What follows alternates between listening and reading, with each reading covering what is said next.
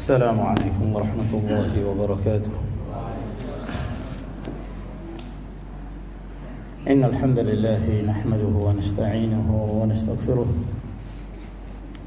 ونعوذ بالله من شرور أنفسنا ومن سيئات أعمالنا. من يهده الله فلا مضل له ومن يضلل فلا هادي له. وأشهد أن لا إله إلا الله وحده لا شريك له وأشهد أن محمدا عبده ورسوله. يا أيها الذين آمنوا اتقوا الله حق تقاته ولا تموتن إلا وأنتم مسلمون.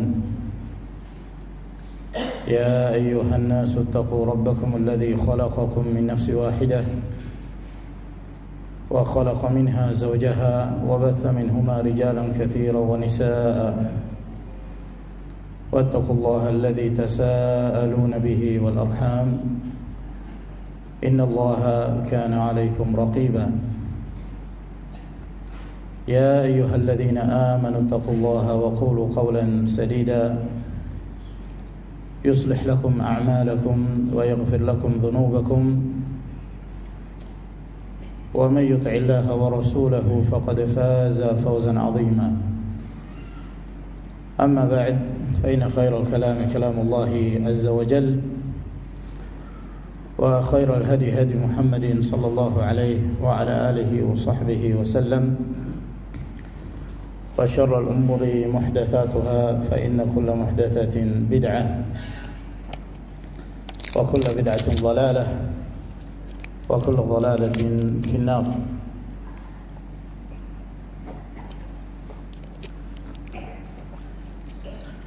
معاشر المسلمين والمسلمات, jamaah salatul maghrib dan salatul isya Masjid Baitul Mubarak Kompleks Pertamina yang semoga senantiasa mendapatkan barakah dari Allah Subhanahu wa taala. Alhamdulillah, kita senantiasa bersyukur atas limpahan rahmat dan karunia yang Allah Subhanahu wa taala berikan kepada kita, sehingga pada malam hari ini Allah Jalla wa Ala memberi kemudahan kepada kita sekalian untuk kembali melanjutkan kajian kita mempelajari ayat-ayat Allah Subhanahu wa taala. Dan pada pertemuan sebelumnya kita telah menerangkan tafsir dan makna-makna yang terkandung di dalam 3 surah, yaitu surah Al-Ikhlas, Qul huwallahu ahad, kemudian surah Al-Falaq, Qul a'udzu birabbil falaq, dan surah An-Nas, Qul a'udzu birabbin nas. Telah kita terangkan dan telah kita jelaskan makna dan tafsir dari setiap surah tersebut, sehingga pada malam hari ini kita akan menyebutkan beberapa keutamaan yang diriwayatkan dari Rasulullah sallallahu alaihi wasallam yang menerangkan tentang fadilah atau keutamaan membaca 3 surah ini. Ketika 3 surah ini, Al-Ikhlas, Al-Falaq, An-Nas, dikumpulkan dan digabungkan, maka ia disebut Al-Mu'awwidhatu. Al-Mu'awwidhat, yaitu surah yang dibaca oleh seorang muslim yang tujuannya dia berlindung diri kepada Allah Subhanahu wa taala, berta'awudz kepada Allah Jalla wa Ala. Jadi kalau disebutkan 3 surah ini biasanya disebut Al-Mu'awwidhatu. Adapun jika yang dimaksud 2 surah, Al-Falaq demikian pula An-Nas, maka disebut Al-Mu'awwidatain. al-mu'awwidhatani atau al-mu'awwidhataini, yaitu dua surah yang seorang dianjurkan membaca keduanya sebagai bentuk perlindungan dirinya kepada Allah Subhanahu wa taala. Ketiga surah ini, ma'asyara al-muslimin rahimakumullah, telah disebutkan anjuran untuk membacanya secara umum, dan ada pula tempat-tempat khusus di mana kita dianjurkan untuk membaca ketiga surah ini. Demikian pula pada sebagian riwayat menyebutkan tentang keutamaan membaca kedua surah Al-Falaq, demikian pula An-Nas. Dalam hadis yang diriwayatkan oleh Imam Muslim dari hadis Uqbah bin Amir radhiyallahu taala anhu, bahwa Rasulullah sallallahu alaihi wasallam bersabda, "Alam tara ayatin unzilatil lailata lam yura mithluhunna qattu." Tidakkah engkau mengetahui bahwa ada ayat-ayat yang telah diturunkan pada malam hari ini yang tidak diketahui ada yang semisalnya, yang tidak diketahui ada yang semisalnya dari keutamaan seseorang berlindung diri kepada Allah Subhanahu wa ta'ala dengan membaca ayat-ayat tersebut. Lalu kemudian Rasulullah sallallahu alaihi wasallam menyebutkan ayat-ayat yang dimaksud adalah qul a'udzu birabbil falaq, yaitu suratul falaq, dan qul a'udzu birabbin nas.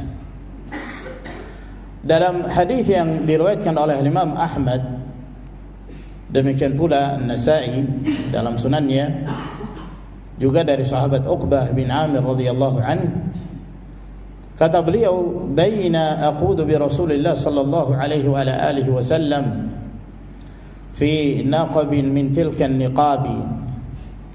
Bahwa suatu ketika pada saat aku menggiring Rasulullah sallallahu alaihi wasallam, yaitu Nabi alaihi salatu wasallam pada saat itu berada di atas kendaraan, dan Uqbah bin Amir radhiyallahu taala anhu, beliau yang menggiring kendaraan yang Rasulullah sallallahu alaihi wasallam berada di atasnya. Mereka sedang melakukan perjalanan di Naqab. Naqab itu adalah jalan yang terletak di antara dua bukit. Apabila ada dua bukit, lalu kemudian di antaranya itu ada jalan, maka itu disebut An-Naqbu. Disebut An-Naqbu, jamaknya An-Niqabu. Maka ketika Nabi sallallahu alaihi wasallam berjalan bersama dengan Uqbah, maka Rasulullah sallallahu alaihi wasallam mengatakan kepada Uqbah, "Ala tarkabu ya Uqbah?" Mengapa engkau tidak naik di kendaraan ini wahai Uqbah? Maksudnya kita satu kendaraan, engkau juga berada di atas kendaraan ini. Engkau dibonceng oleh Nabi sallallahu alaihi wasallam. Kata Uqbah, "Fa ajlaltu Rasulullah sallallahu alaihi wasallam an arkaba markab Rasulillah sallallahu alaihi wasallam." Aku memuliakan Nabi alaihi salatu wassalam untuk mengendarai kendaraannya Nabi sallallahu alaihi wasallam. Beliau memuliakan Rasulullah alaihi salatu wassalam. Demikianlah para sahabat radhiyallahu ta'ala anhum dalam ta'zimur Rasul, dalam mengagungkan Nabi alaihi salatu wassalam. Sehingga Uqbah bin Amir, beliau tidak ingin berada di atas kendaraan Nabi alaihi salatu wassalam. Beliau rela untuk berada di bawah kendaraan, dan beliau yang menggiring, yang membawa kendaraan yang Nabi sallallahu alaihi wasallam berada di atasnya. Maka beliau enggan. Namun berkali-kali Nabi sallallahu alaihi wasallam menawarkan kepada Uqbah, "Ala tarkabu ya Uqbah?" Mengapa engkau tidak mengendarai kendaraan ini wahai Uqbah? Fa ashfaqtu an yakuna ma'siyah. Maka saya takut jangan sampai kalau aku tidak memenuhi keinginan Nabi sallallahu alaihi wasallam, jangan sampai ini menjadi perbuatan kemaksiatan. Pada asalnya Uqbah bin Amir tidak rela untuk berada di atas kendaraan Nabi SAW. Namun karena berkali-kalinya Nabi SAW meminta kepada Uqbah agar beliau berada di atas kendaraan Nabi SAW, maka beliau pun naik, karena beliau khawatir jangan sampai ini merupakan perbuatan kemaksiatan karena menyelisihi apa yang diinginkan oleh Nabi SAW. Akhirnya Uqbah pun menerima tawaran Rasulullah, maka Nabi SAW turun. Beliau turun dari kendaraannya dan Uqbah bin Amir mengendarai kendaraan Nabi SAW. Ini juga menjelaskan kepada kita sikap tawadhu Rasulullah SAW. Beliau adalah seorang yang bersikap rendah hati di hadapan para sahabatnya, sehingga beliau juga ingin merasakan, menjadikan para sahabatnya merasakan apa yang beliau rasakan. Beliau memberi kesempatan kepada Uqbah untuk mengendarai kendaraan Nabi SAW. Akhirnya Uqbah bin Amir berada di atas kendaraan Nabi SAW, Rasulullah yang di bawah. Dan itu tidak lama, karena perasaan Uqbah bin Amir tentu tidak merasa nyaman membiarkan Rasulullah berjalan dan beliau berada di atas kendaraan. Maka tidak berapa lama kemudian beliau pun turun dari kendaraan tersebut. Lalu Nabi SAW kembali menaiki kendaraannya. Lalu kemudian setelah itu beliau mengatakan kepada Uqbah, "Ala u'allimuka surataini min khairi surataini qara'a bihiman nas." Maukah aku ajarkan kepadamu wahai Uqbah dua surah yang ini adalah dua surah terbaik yang dibaca oleh manusia. Ini adalah dua surah yang terbaik yang dibaca oleh manusia. Lalu kemudian kata Uqbah, maka Rasulullah sallallahu alaihi wasallam membacakan kepadaku qul a'udzu birabbil falaq dan qul a'udzu birabbin nas. Beliau mengajarkan dua surah yang sebelumnya Nabi sallallahu alaihi wasallam mengatakan kepada Uqbah bahwa dua surah ini adalah dua surah yang terbaik yang dibaca oleh manusia. Fa uqimatis shalah fataqaddama faqara'a bihima. Lalu kemudian tiba waktu salat dan ditegakkanlah salat. Nabi sallallahu alaihi wasallam menjadi imam, maju ke depan, dan beliau membaca kedua surah tersebut. Beliau pun membaca kedua surah tersebut. Dalam perjalanan safar, ma'asyiral muslimin rahimakumullah, tidak dianjurkan di dalam mengerjakan solat membaca surah-surah yang panjang pada saat seorang sedang melakukan perjalanan safar. Yang dibaca surah-surah pendek, dan termasuk yang dibaca oleh Nabi sallallahu alaihi wasallam adalah dua surah ini. Di dalam salat, dalam perjalanan safar tersebut, beliau membaca dua surah ini. Setelah dikerjakan salat, maka Nabi sallallahu alaihi wasallam mengatakan kepada Uqbah bin Amir, "Kaifa ra'aita ya Uqbah bin Amir?" Bagaimana pendapatmu wahai Uqbah bin Amir dengan kedua surah tersebut yang beliau baca di dalam salat? Iqra' bihima kullama nimta wa qumta. Bacalah kedua surah itu setiap kali engkau hendak tidur dan setiap kali engkau bangun dari tidurmu. Bacalah kedua surah tersebut setiap kali engkau hendak tidur dan setiap kali engkau bangun dari tidurmu. Ini nasihat Rasulullah sallallahu alaihi wasallam kepada Uqbah bin Amir. Dari hadis ini, ma'asyiral ikhwah rahimakumullah, menerangkan kepada kita keutamaan membaca dua surah ini.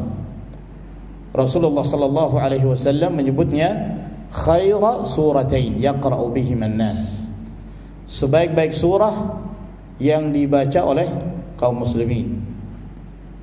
Kemudian Nabi sallallahu alaihi wasallam membacanya di dalam salatnya, menunjukkan bahwa dianjurkan seorang muslim ketika dia mengerjakan salat, termasuk di antara bacaan yang biasa dia baca, apalagi dalam perjalanan safar, yang dianjurkan seorang untuk meringkas bacaan adalah membaca kedua surah ini, Al-Falaq dan An-Nas. Demikian pula di dalam hadis ini menerangkan kepada kita anjuran Nabi sallallahu alaihi wasallam agar senantiasa membaca dua surah ini ketika hendak beristirahat, ketika hendak tidur, dan demikian pula ketika seorang bangun dari tidurnya. Dalam riwayat yang lain yang diriwayatkan oleh Imam Ahmad rahimahullah, juga dari sahabat Uqbah bin Amir radhiyallahu taala anhu, beliau mengatakan, aku satu ketika bertemu Rasulullah sallallahu alaihi wasallam, lalu kemudian beliau mengatakan kepadaku, ya Uqbah bin Amir, sil man qata'aka wa a'ti man haramaka wa'fu amman zalamak. Kata Nabi sallallahu alaihi wasallam, wahai Uqbah bin Amir, sil man qata'ak, hendaknya engkau menyambung hubungan dengan orang yang memutuskan hubungan kepadamu.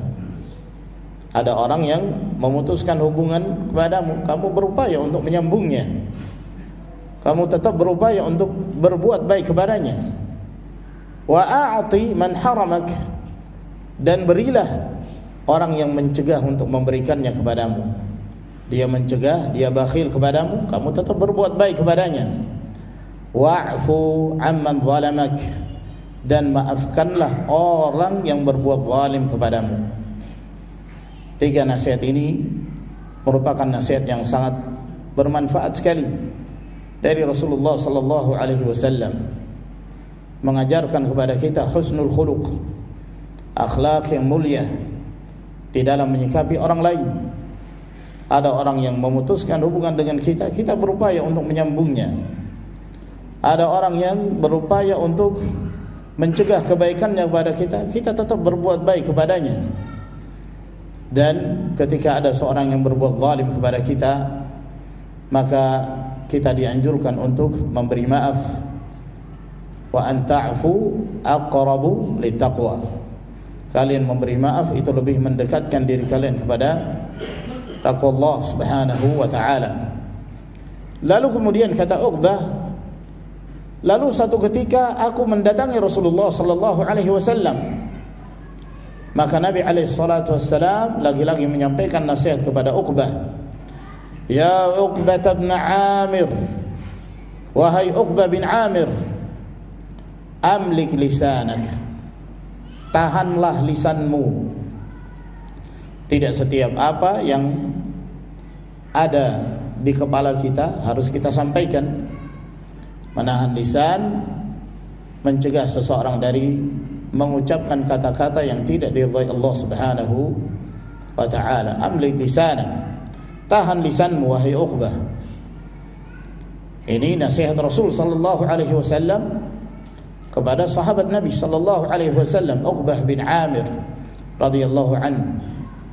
Dan kita ma'asyiral ikhwah rahimakumullah lebih patut untuk mendapatkan nasihat ini, lebih berhak untuk mendengarkan dan mengamalkan nasihat yang disampaikan oleh Rasulullah sallallahu alaihi wasallam ini. Amlik lisanak, tahan lisanmu.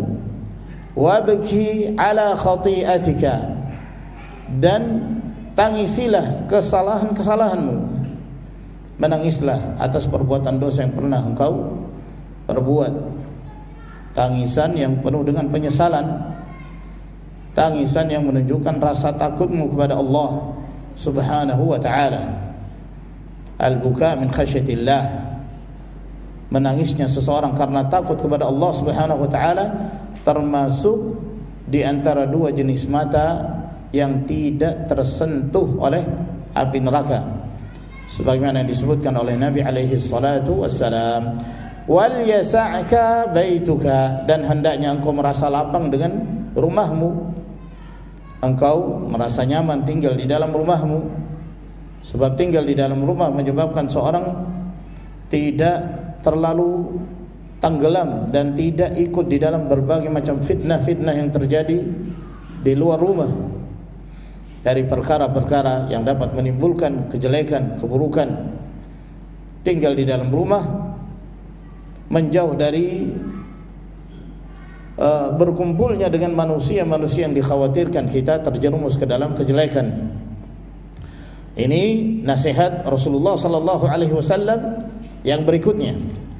Lalu kata Uqbah, setelah itu aku bertemu lagi Rasulullah sallallahu alaihi wasallam. Jadi ini menunjukkan bahwa Nabi alaihi salatu wasallam sering kali menyampaikan nasihat kepada Uqbah bin Amir, sebagaimana beliau juga menyampaikan nasihat kepada para sahabatnya. Dan ini merupakan pelajaran penting dari Nabi sallallahu alaihi wasallam, bahwa pada saat bertemu dengan teman kita, dengan sahabat kita, alangkah baiknya kalau dalam pertemuan tersebut ada hal-hal yang menyebabkan kita ingat kepada Allah, yang mendekatkan diri kita kepada Allah Subhanahu wa taala. Bukan selalu membahas perkara-perkara dunia, bukan selalu membahas hal-hal yang terkadang menyebabkan hati kita menjadi keras, jauh dari Allah Subhanahu wa taala. Namun alangkah baiknya pada saat kita bertemu dengan saudara kita, ada hal-hal yang mengingatkan kita kepada Allah, yang kita pelajari dari agama Allah Subhanahu wa taala, sehingga majelis tersebut majelis yang diisi dengan iman. Majelis tersebut bukan majelis yang melalaikan. Maka berkali-kali terjadi pertemuan antara Nabi sallallahu alaihi wasallam dengan Uqbah, maka setiap kali beliau bertemu, maka beliau pun menyampaikan nasihat kepada Uqbah bin Amir radhiyallahu taala anhu. Dan Nabi sallallahu alaihi wasallam mengetahui bahwa Uqbah bin Amir cinta dengan nasihat, dan begitulah hubungan di antara sesama kaum muslimin. Hubungan yang baik adalah hubungan yang disertai dengan at-tanasuh, saling menasihati, at-tawasi bil haq, saling berwasiat dengan kebenaran, berwasiat dengan kesabaran. Allah Jalla wa Ala berfirman, wal 'asri innal insana lafi khusrin illa alladhina amanu wa 'amilus salihati wa tawasaw bil haqqi wa tawasaw bis sabri. Maka mereka yang beriman dan beramal saleh dan saling berwasiat dengan kebenaran, saling berwasiat dengan kesabaran, mereka inilah yang dikeluarkan dari keadaan manusia yang hidup di dunia dalam keadaan merugi. Innal insana lafi khusrin. Manusia seluruhnya hidup dalam kerugian, kecuali mereka yang memiliki 4 sifat ini. Maka ini ma'asyara al-muslimin rahimakumullah, pentingnya untuk kita bertemu karena Allah Subhanahu wa taala, berpisah karena Allah. Pada saat kita bertemu ada hal-hal yang mengingatkan kita kepada Allah Subhanahu wa taala. Maka kata Uqbah, lalu aku bertemu kembali Rasulullah sallallahu alaihi wasallam. Lalu kemudian Nabi alaihi salatu wasallam kembali menyampaikan kepadaku nasihatnya. Ya Uqbah bin Amir, wahai Uqbah bin Amir, ala uallimuka suwaran ma unzilat fit Taurati wala fil Zaburi wala fil Injili wala fil Furqani mithluhunna.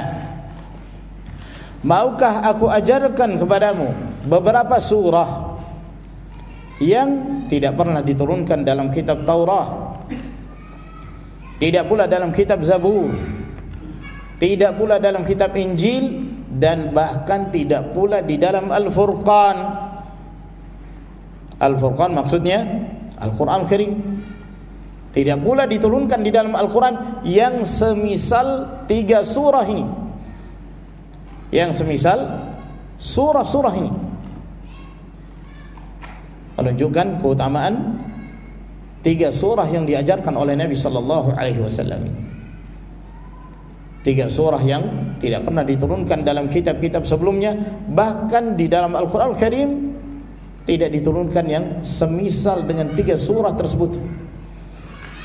Lalu kata Nabi alaihi salatu wassalam, la ya'tiyanna 'alaika lailatun illa qara'tahunna fiha. Jangan sampai engkau melewati satu malam melainkan engkau membaca ketiganya. Jangan engkau melewatkan ada satu malam berlalu dalam keadaan engkau tidak membaca surah-surah ini. Lalu beliau pun mengajarkan surah-surah tersebut. Qul huwallahu ahad, Qul a'udzu birabbil falaq, dan Qul a'udzu birabbin nas. Bukan satu hal yang sulit. InsyaAllah antum semua sudah hafal surah ini, iya kan? Ada yang enggak hafal?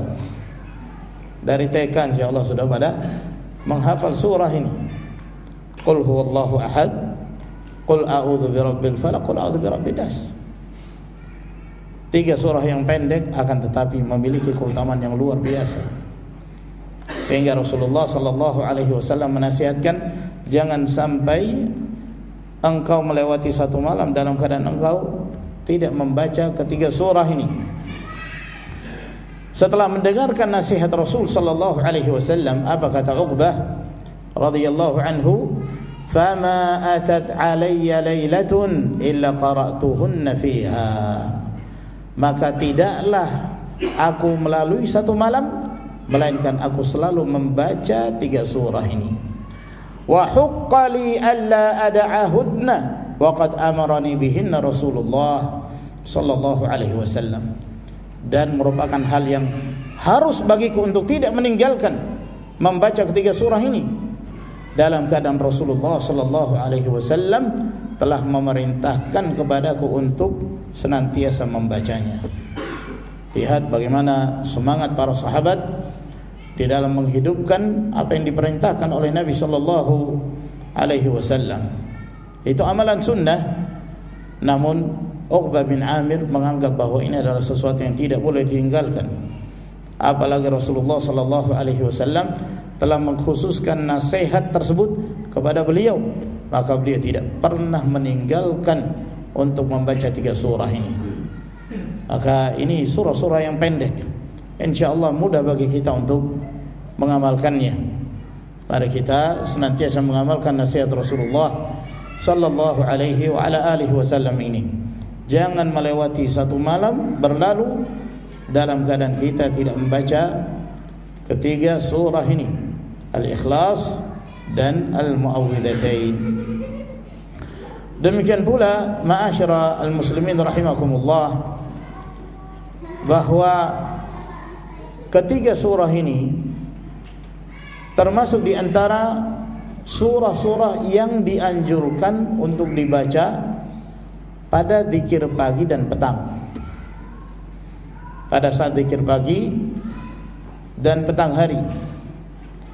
Dan zikir pagi yang afdal seseorang melakukannya antara salatul fajr dengan terbitnya matahari. Yani setelah salat subuh. Setelah salat subuh seorang selesai berzikir, seusai salat, zikir-zikir yang kaitannya dengan zikir salat fardu, lalu kemudian dia membaca azkar as-sabah, zikir-zikir pagi hari. Dan di petang hari yang afdal dibaca antara salatul asr dengan waktu maghrib, yani setelah salat asar dan sebelum masuknya waktu maghrib. Fa subhanallahi hina tumsuna wa hina tusbihun. Hina tumsuna ketika kalian berada di waktu sore, wa hina tusbihun dan ketika kalian berada di pagi hari. Fasabbih bihamdi rabbika qabla tulu'i syamsi wa qabla al-ghurub. Hendaknya engkau senantiasa bertasbih, berzikir kepada Allah Subhanahu wa ta'ala, kepada Rabbmu sebelum terbitnya matahari dan sebelum terbenamnya matahari di sore hari. Dalam hadis yang diriwayatkan oleh Ashabus Sunan, demikian pula Imam Ahmad, Abu Dawud, Tirmidzi, An-Nasa'i, dan hadis ini dihasankan oleh Al-Albani rahimahullah dari hadis Mu'adz bin Abdullah ibn Khubayb Dari ayahnya Abdullah bin Khubayb radhiyallahu ta'ala anhu, beliau mengatakan kharajna fi lailati matar wa dhulmatin syadidah. Suatu ketika kami keluar di malam hari. Malam tersebut malam yang hujan turun dan gelap gulita. Pada malam itu kata beliau, natlubu Rasulullah sallallahu alaihi wasallam liyusalli lana. Kami mencari Nabi sallallahu alaihi wasallam agar beliau salat memimpin kami. Fa adraknahu, maka kami pun mendapati Rasulullah sallallahu alaihi wasallam. Lalu kemudian Nabi bertanya kepada kami, "As-sallaitum?" Apakah kalian telah mengerjakan salat? Falam aqul syai'an, aku tidak menjawab sama sekali. Kata Nabi, "Qul," ucapkan, katakan. Falam aqul syai'an, aku tidak menjawab sama sekali. Lalu sekali lagi Nabi sallallahu alaihi wasallam mengatakan, "Qul," ucapkan sesuatu. Falam aqul syai'an, aku tidak mengucapkan sesuatu apapun. Lagi-lagi Nabi terus mengulangi ucapannya, ucapkan sesuatu. Maka aku pun bertanya, "Wahai Rasulullah, ma aku, apa yang harus saya ucapkan?" Kata Nabi sallallahu alaihi wasallam, "Qul," ucapkanlah, "Qul huwallahu ahad wal muawwidhataini." Wal muawwidhataini, apa artinya al muawwidhatain? Al-Falaq dan An-Nas. Ucapkan qul huwallahu ahad, al-Ikhlas, wal muawwidhataini, Al-Falaq dan An-Nas, hina tumsi wa hina tusbih, ketika engkau di sore hari dan ketika engkau di pagi hari. Berapa kali? 3 marratin, engkau mengucapkannya 3 kali. Di pagi hari 3 kali, di sore hari 3 kali. Takfika min kulli syai', hal itu akan mencukupi kamu dari segala sesuatu.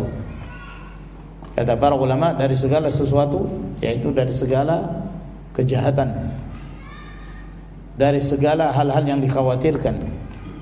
Apabila engkau rutin membaca 3 surah ini, Al-Muawwidat, Al-Ikhlas dan Al-Muawwidhatain, Al-Falaq dan An-Nas, 3 kali di pagi hari dan 3 kali di sore hari. Takfika min kulli syai', hal itu akan mencukupi kamu dari segala sesuatu.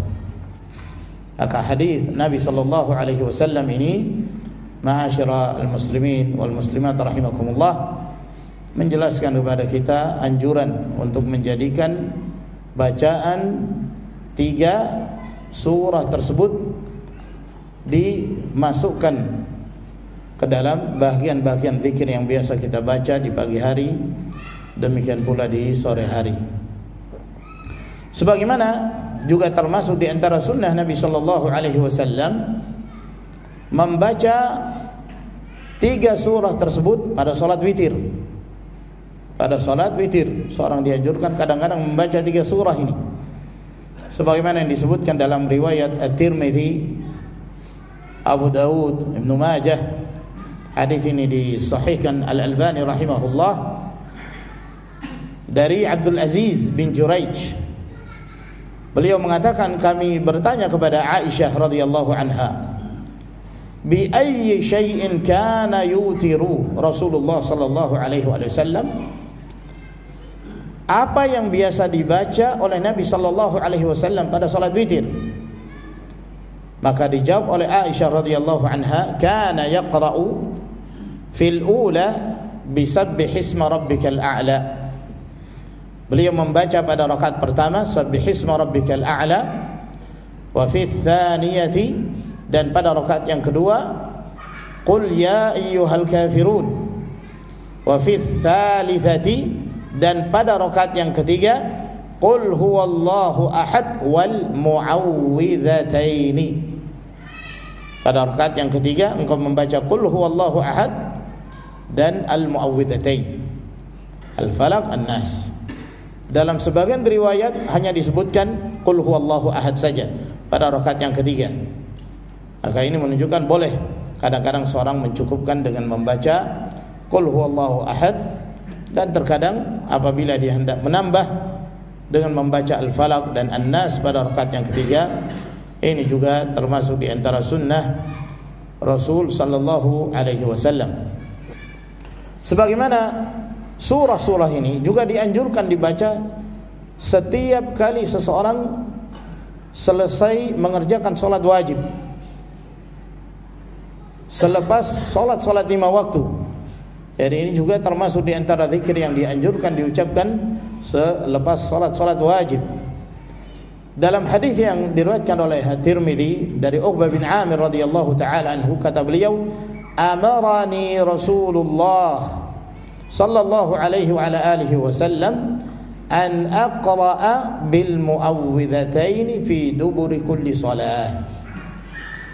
Kata Uqbah bin Amir, Rasulullah sallallahu alaihi wasallam memerintahkan kepadaku untuk membaca al-muawwidhatain.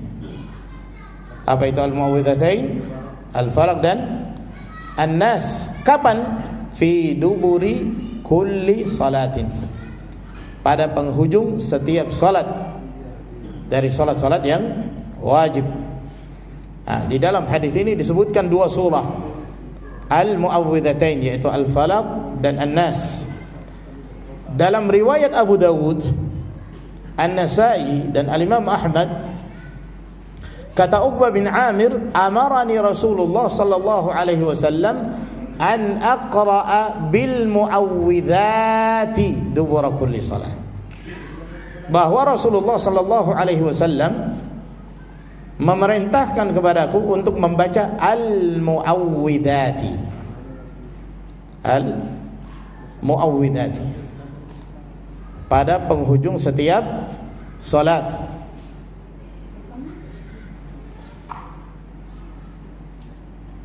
Pada penghujung setiap salat. Perhatikan dalam 2 riwayat ini. Riwayat yang pertama menyebutkan al-muawwidhatain, al-muawwidhatain, Al-Falaq, An-Nas. Dalam riwayat yang kedua menyebutkan al-muawwidhati. Ada 3 surah, Qul huwallahu ahad, Qul a'udzu birabbil falaq, dan Qul a'udzu birabbin nas. Maka dalil yang kedua ini menjelaskan bahwa Rasulullah sallallahu alaihi wasallam memerintahkan kepada Uqbah untuk membacanya selepas salat wajib. Setiap kali seorang mengerjakan salat maka dianjurkan membaca ketiga surah ini. Ini menunjukkan bahwa membaca 3 surah ini termasuk di antara zikir yang dianjurkan untuk dijadikan sebagai wirid selepas salat wajib. Demikian pula ma'asyara ikhwah rahimakumullah, dianjurkan membaca 3 surah ini ketika hendak tidur. Dan ini termasuk di antara rutinitas Nabi sallallahu alaihi wasallam. Sebagaimana yang diriwayatkan oleh Imam Al-Bukhari rahimahullah dari hadis Aisyah radhiyallahu taala anha, anna Nabi sallallahu alaihi wasallam kana idza awa ila firashihi kulla lailatin, bahwa Nabi sallallahu alaihi wasallam apabila beliau mendatangi tempat pembaringannya, kulla lailatin, pada setiap malam, jama'a kaffaihi, beliau mengumpulkan kedua telapak tangannya. Thumma nafatha fihima, lalu beliau nafatha. Yang dimaksud an-nafthu, nafatha, meniup yang disertai dengan ludah kecil. Sebagian mengatakan tanpa ludah, sebagian mengatakan ludah tapi kecil, ditiup disertai dengan ludah kecil. Di sini ada 3 ungkapan, ada yang disebut an-nafkhu, ada yang disebut an-nafthu, dan ada yang disebut at-taflu. An-nafkhu itu meniup, nafakha meniup, nafatha meniup disertai dengan ludah kecil. Ya, ludah kecil sedikit sekali. Tafala, ludah yang banyak, meludah, itu tafala. Yang disebutkan di dalam hadis adalah nafatha. Nafatha. Jadi mengumpulkan kedua telapak tangan lalu kemudian ditiup disertai dengan sedikit ludah. Ya. Faqara'a fihima, lalu kemudian Nabi sallallahu alaihi wasallam membaca pada kedua telapak tangannya, qul huwallahu ahad, qul a'udzu birabbil falaq, qul a'udzu birabbin nas. Thumma yamsahu bihima mastata'a min jasadih. Kemudian beliau mengusap dengan kedua telapak tangan tersebut apa yang beliau mampu usap dari tubuhnya. Yabda'u bihima ala ra'si, di mana beliau memulai dari kepalanya. Diusap setelah kita meniup, ya, diusap dari kepala, wa wajhihi, lalu kemudian wajah, wa ma aqbala min jasadihi, lalu kemudian bagian jasadnya yang di depan, setelah itu yang mampu dari bagian belakangnya. Yaf'alu dzalika 3 marratin, di mana beliau melakukan hal itu sebanyak 3 kali. Beliau melakukan sebanyak 3 kali. Ini termasuk di antara adab dan wirid yang dianjurkan seorang membacanya sebelum tidur. Dalam hadis yang lain, kata Aisyah radhiyallahu taala anha, ketika Nabi sallallahu alaihi wasallam dalam keadaan sakit keras, beliau tidak lagi mampu melakukannya, kana ya'muruni an af'ala dzalika bihi, maka beliau memerintahkan aku untuk melakukan hal itu terhadap diri beliau. Beliau memerintahkan kepada Aisyah untuk melakukan hal tersebut kepada diri beliau, kepada diri Nabi sallallahu alaihi wasallam. Jadi Aisyah radhiyallahu anha mengambil kedua telapak tangannya Rasul. Beliau tidak menggunakan telapak tangan beliau sendiri, tapi telapak tangan Nabi alaihi salatu wasallam. Karena telapak tangan Nabi alaihi salatu wasallam lebih berberkah, maka beliau mengambil kedua telapak tangan Rasul, lalu beliau membacakan, meniupkan, lalu beliau membaca 3 surah tersebut, lalu beliau mengusapkan ke bahagian tubuh Rasulullah sallallahu alaihi wa ala alihi wasallam. Terjadi khilaf di kalangan para ulama ketika seseorang mengumpulkan kedua telapak tangannya pada saat membaca. Apakah dia membaca terlebih dahulu, membaca 3 surah ini, lalu kemudian meniup, nafatha, atau meniup dulu kemudian membaca? Ini ada 2 kemungkinan dalam riwayat ini. Sebagian para ulama, dan itu yang banyak di kalangan para ulama yang melakukannya, baca dulu kemudian meniup. Lalu mereka menganggap bahwa riwayat yang disebutkan dalam riwayat Al-Bukhari, Al-Imam Al-Bukhari ini ada taqdim wa ta'khir. Ini seharusnya dimajukan terlebih dahulu dan diakhirkan yang lain. Dan dianggap bahwa perawinya keliru dalam meriwayatkan.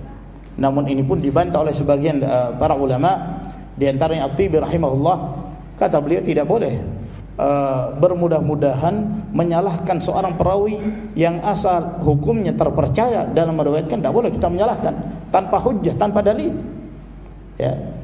Oleh karena itu sebagian para ulama mereka berpegang kepada zahir dari hadis ini, bahwa zahir dari hadis ini kedua telapak tangan setelah kita mendekatkannya ditiup terlebih dahulu, ditiup yang disertai dengan ludah kecil, baru membaca,